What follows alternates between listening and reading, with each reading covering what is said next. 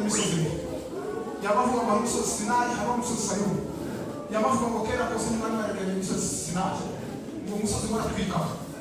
ngo ndetse wabaga igicu cy'akoko mabone cy'amagambo n'igiha ngo kandi uwo musozi wari uteye ubwoba ngo nabwo si yo genda gahinda umushizi ngo ndetse n'itungo ngo ryategekwa gukandagiraho ngo ryategekwa amabuye ngo amavuga Mama yabavuga ngo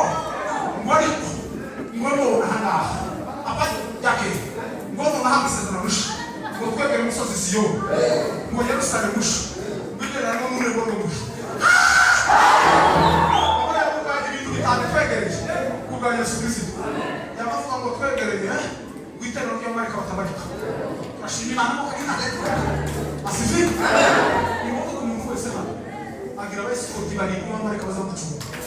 twegereye gwitero ry'amarika ariyo bitera y'umuvuduko rero pesa kitafo twegereye gwitero ry'amarika batabarika kwa marika baturimo hano ku marika waburi hano ni maso kwa marika ngo twegereye